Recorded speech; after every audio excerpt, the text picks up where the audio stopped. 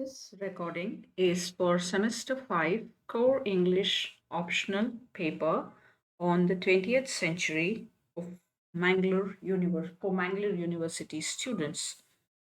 This session is 12th in the course plan on symbolism and symbolists in literature, a few examples. The learning objective of this session is to familiarize students with the context of the frequently used critical concepts in the study of literature to enable note making and concept evaluation.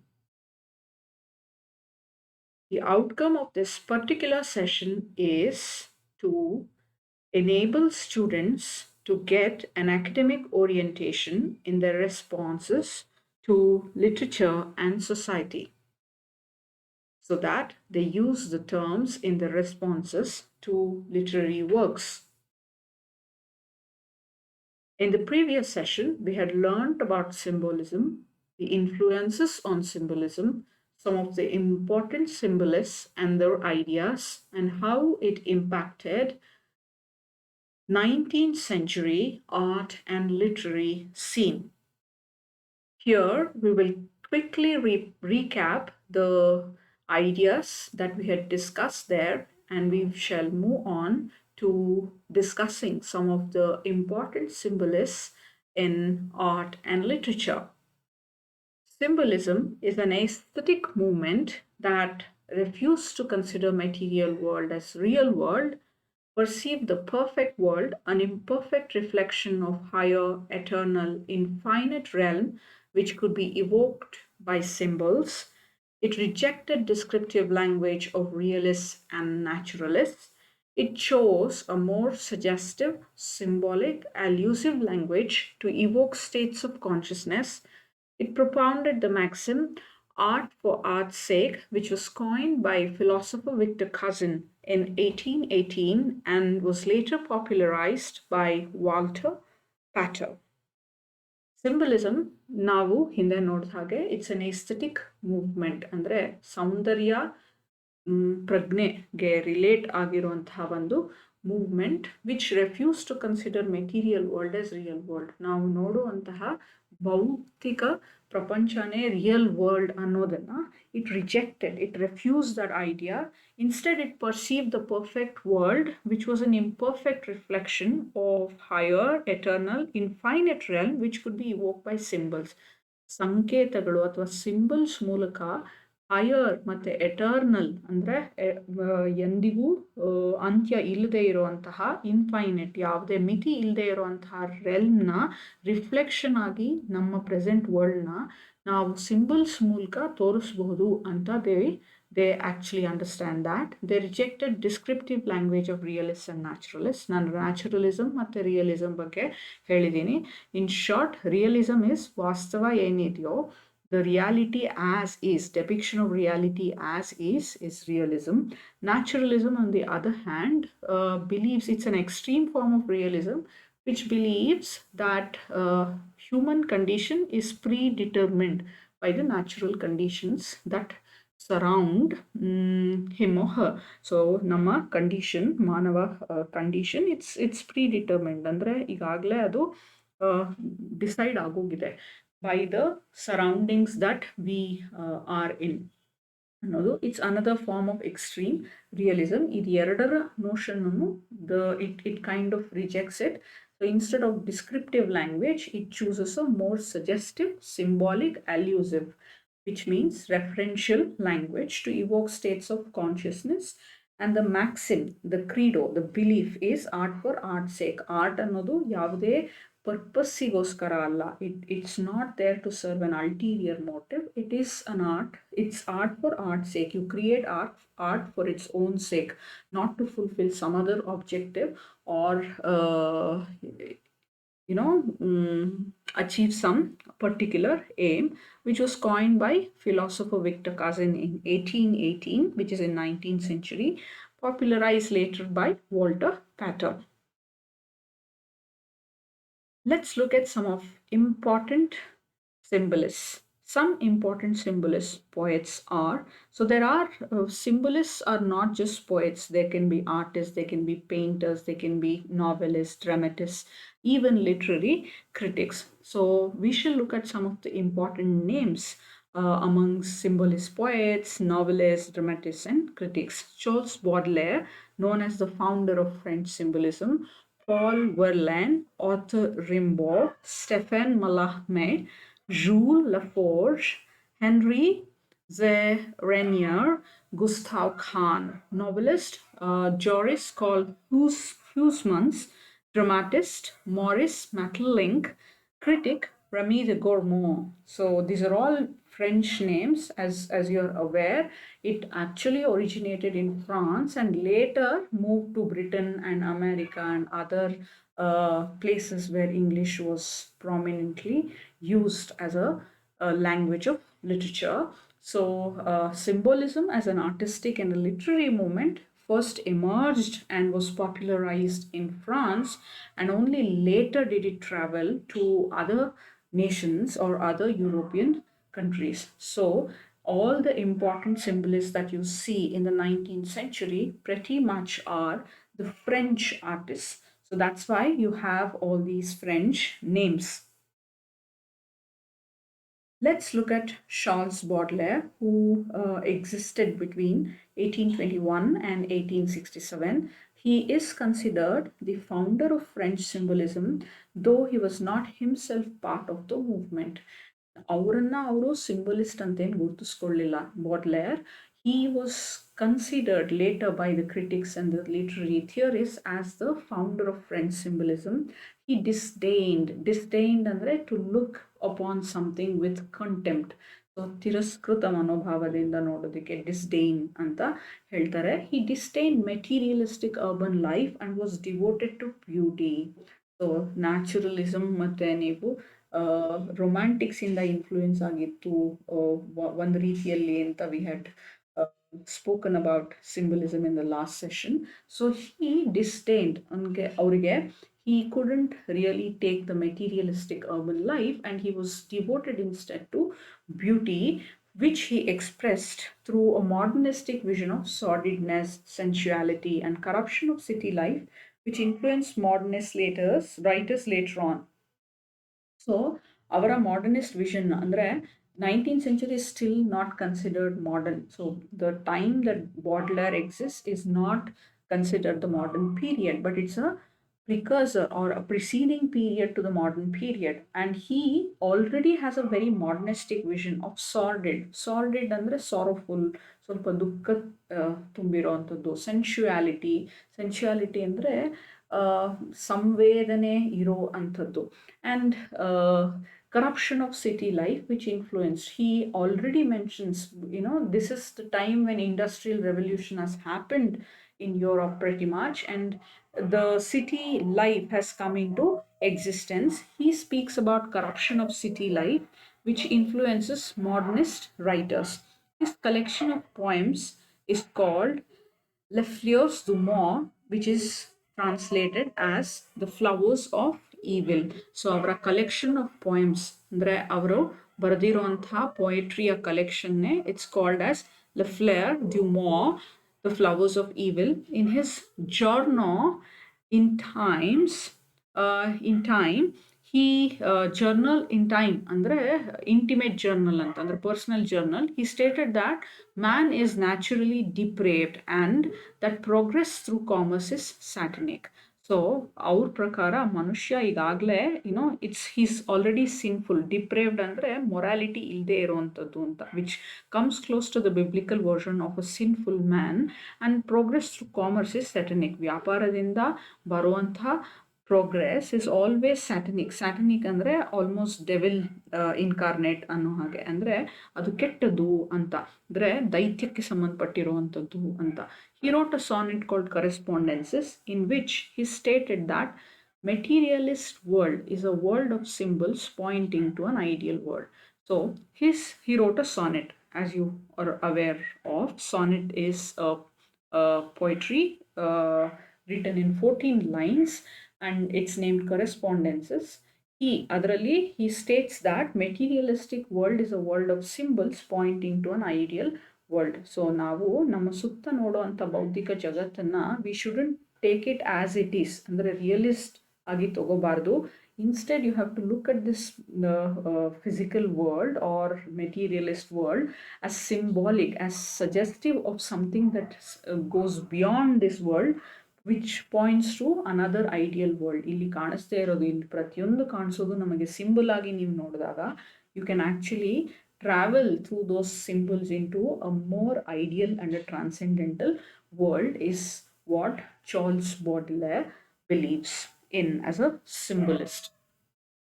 Stefan Mallarmé, who existed between 1842 and 1898, Mallarmé's Divagations, which was written in 1897, is an important statement of symbolism. It's a very important representative work of the symbolist movement.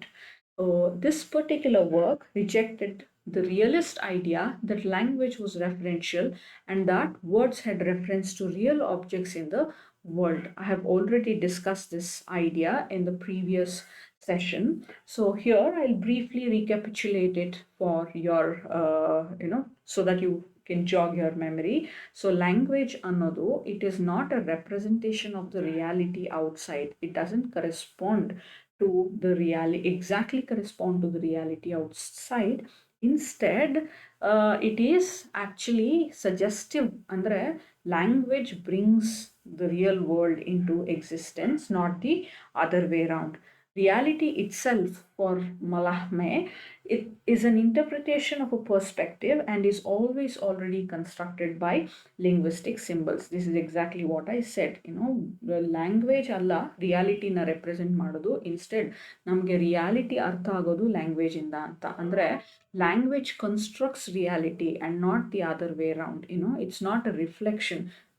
ಭಾಷೆಯ ಮೂಲಕ ನಾವು ಹೊರಗಿನ ಜಗತ್ತನ್ನ we don't really express that through language. It's not a medium of expression. It's not a reflection of the outside world. Instead, it is through language the world comes into existence. ನಮಗೆ ಭಾಷೆ ಅಥವಾ concept ಇಲ್ಲದೆ ಇರೋವಂಥದ್ದು. ಭಾಷೆ ಅನ್ನೋದಕ್ಕಿಂತ ಇಲ್ಲಿ language ಅಂತ ಮಾತಾಡುವಾಗ you have to think of language as a series and set of concepts which are available to you. So ಇವಾಗ ನಾನು direction ಅನ್ನೋ recently had read an article where there was mention of how certain cultures do not have a sense of direction like south, east, west, north. ಈ ಥರದೆಲ್ಲ directions ಇಲ್ಲವೇ ಇಲ್ಲ.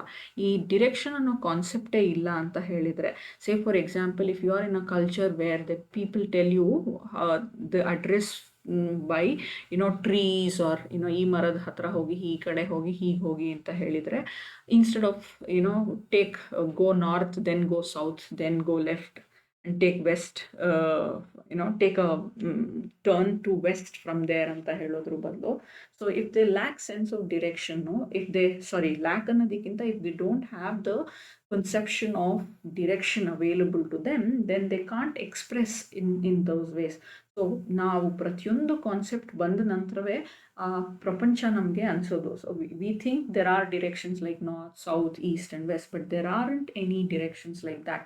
Direction is a concept that is brought into existence through language. So if you don't have language for it, if you don't have a linguistic symbol for direction which is already available to you within a culture, then you really can't have a sense of the direction in the same way that we talk about direction. So similarly, when you are saying, so here the reality is constructed through language and it's not the language representing the reality or language reflecting the reality. Mallarmé also rejected the romantic idea of literature as a subjective expression of authors' ideas and feelings and argued that poet enters the pre-given linguistic reality and is shaped by it. So Mallarmé's idea is also that an author, so poetry baradre athwa any artistic piece is not a reflection of what that poet feels or what that artist feels. Instead, the artist's possibilities of creation is already limited by the linguistic reality that particular artist inhabits.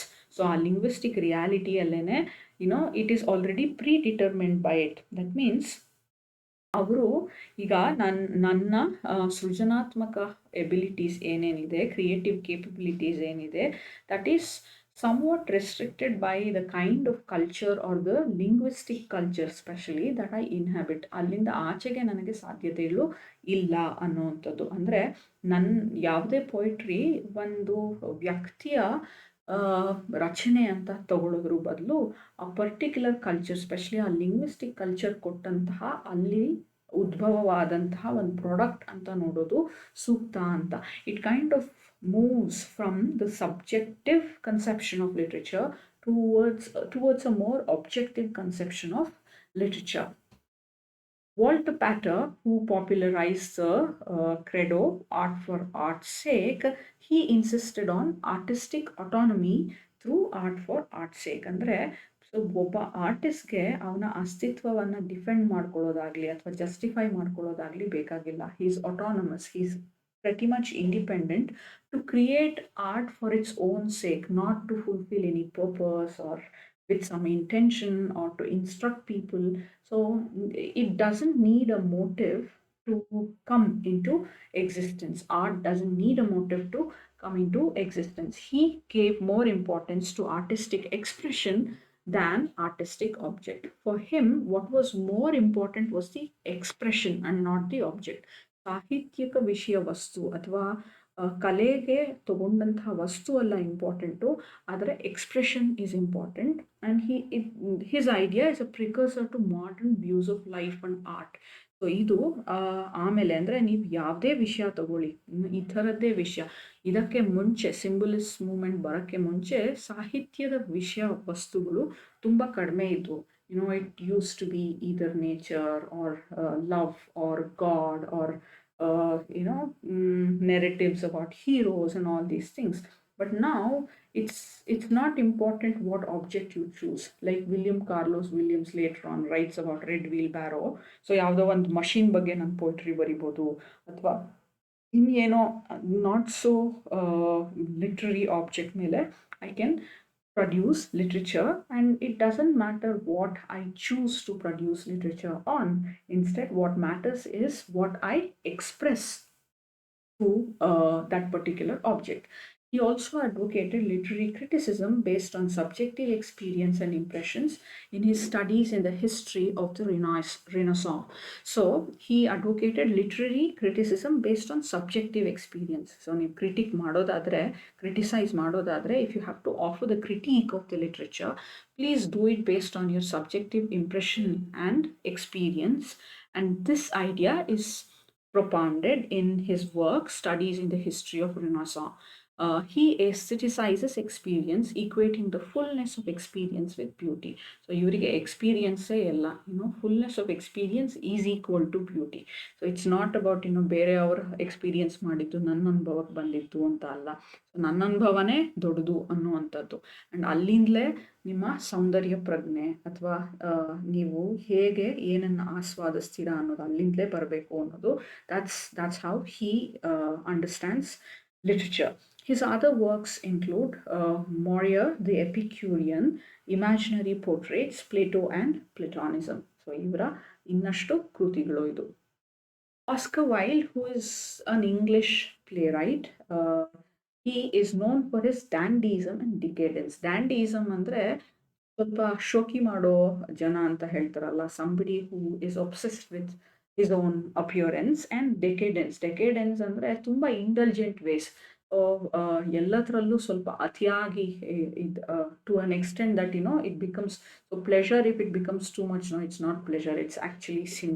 So ಆ ಥರದ್ದು life style ಇದ್ದಂತಹ ಮನುಷ್ಯ Oscar wild, who existed in England in between 1854 and 1900, whose plays are still read today and who is one of the most popular playwrights around. He satirized the morals and mores of English middle classes and subverted them in his own personal life. So ಇವರು English class ಸೊಸೈಟಿಯ morality ಮತ್ತು ಮೊರೇಸ್ ಅಂದರೆ ಅಲ್ಲಿ ಇರುವಂತಹ ರೀತಿ ರಿವಾಜುಗಳ ಬಗ್ಗೆ, ಅವರ mannerisms ಬಗ್ಗೆ. He makes comedy out of all those things. He also satirises, ತುಂಬ ವ್ಯಂಗ್ಯವಾಗಿ ಸರ್ಕಾಸ್ಟಿಕ್ ಆಗಿ ಬರೀತಾ ಹೋಗ್ತಾರೆ. ಅವರ ಓನ್ ಪರ್ಸನಲ್ ಲೈಫಲ್ಲಿ, if you look at the life of Oscar Wilde, he subverted many of these morals and mores in his life, in his personal life. So ಯಾವುದಕ್ಕೂ ಬೆಲೆ ಕೊಡ್ತಿರ್ಲಿಲ್ಲ, ಅಲ್ಲಿಯ ರೀತಿಗಾಗಲಿ ಸಂಪ್ರದಾಯಕ್ಕಾಗಲಿ ಇದಕ್ಕಾಗಲಿ. His own homosexuality. So Oscar Wilde was homosexual during the time and an era when homosexuality was criminalized in the society, was penalized. In fact, Oscar Wilde was persecuted almost for his homosexual leanings. So ಅವರನ್ನ, he was punished, he was put in prison, and there were many people who were punished for being gay, and he was unfortunately one of them.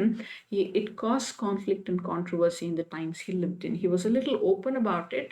A lot of people who were homosexual during those times, they lived their lives undercover. They didn't come out in open, or neither were they public about their views on sexuality or their inclinations and all.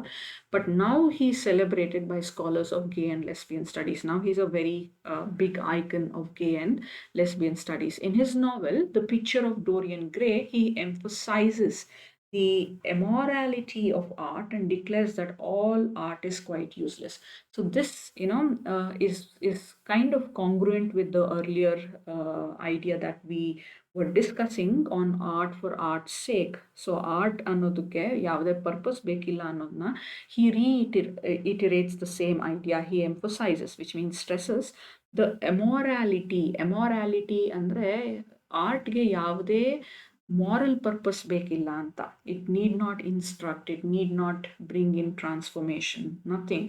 So it is amoral. Amoral means it's amoral ಬೇರೆ, immoral ಬೇರೆ. immoral ಅಂದರೆ ಅನೈತಿಕ ಅಂತ, amoral ಅಂದರೆ ನೈತಿಕತೆ ಅನ್ನೋದರ ಚೌಕಟ್ಟಿನ ಒಳಗಡೆ you can't really bind literature within that particular moralistic framework. So that is the immorality of art, and he declares that all art is quite useless. It's useless ಅಂದರೆ ಅದಕ್ಕೆ ಯಾವುದೇ ಪರ್ಪಸ್ ಇಲ್ಲ. ಯು ಕ್ರಿಯೇಟ್, ಯಾವುದೋ painting ಬರಿತಿದ್ದೀರಾ ಅಂದರೆ ಅಥವಾ paint ಮಾಡ್ತಿದ್ದೀರಾ ಅಂದರೆ you paint for the sake of it. You paint because it gives you pleasure, or it makes you happy, or it makes you peaceful. Whatever it is, it doesn't really matter why you are doing it. And you don't have to justify why you are doing it. This goes against the earlier belief of literature as having to fulfill a particular aim or a purpose. In his The Critic as Artist, so innond work avadu, he refuses to endorse the antithesis between a critic and an artist. He opines that without critical faculty, one cannot create. So literaturally, we have this artificial division between critic and a poet. One who creates doesn't criticize, one who criticizes doesn't create. So ಈ ಥರದ artificial division ಇದೆ. ಅಂದರೆ ಯಾರು ಪದ್ಯ ಬರೀತಿರೋ ಅವರಿಗೆ critic ಮಾಡೋಕ್ಕೆ ಬರಲ್ಲ, critic ಮಾಡೋಕ್ಕೆ ಬರೋರಿಗೆ ಪದ್ಯ ಬರೆಯೋಕ್ಕೆ ಬರಲ್ಲ ಅನ್ನೋದು. ಇದನ್ನ, ದಿಸ್ ಆರ್ಟಿಫಿಷಿಯಲ್ ಡಿಸ್ಟಿಂಕ್ಷನ್ನ he kind of, he refuses to endorse. He doesn't agree with it.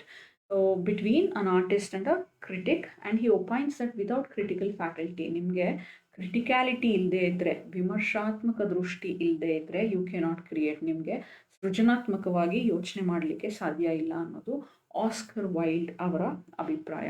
His other important works are Lady Windermere's Fan, An Ideal Husband, the importance of being earnest. The importance of being earnest is perhaps the play that you have read in your previous semester. So you know exactly how Wilde writes and what he's famous for. And he's not a completely new figure, but he's somebody who made a mark as a symbolist. Which of these is a novelist among symbolists? Mallarmé, Baudelaire, Joris Karl Huysmans, Rimbaud.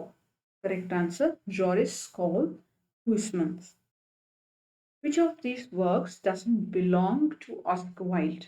Correspondences, The Picture of Dorian Gray, The Importance of Being Earnest, An Ideal Husband.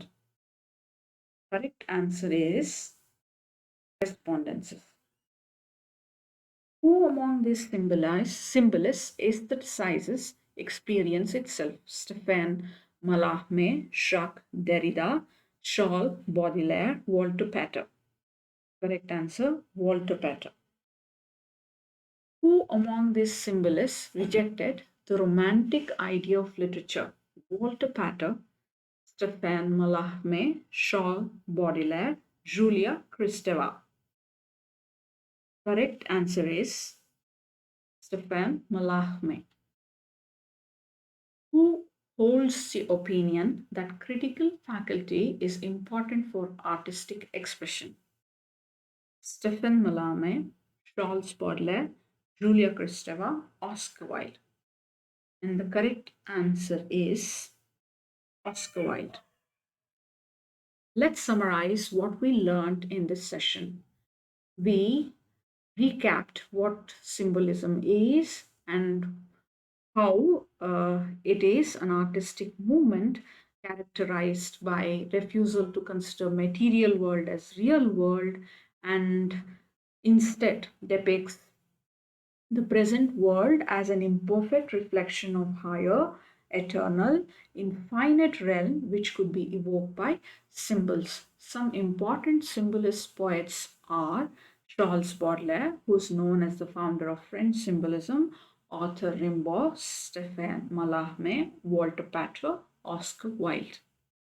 With this, we come to the end of session 12 on some important symbolists. Thanks for listening.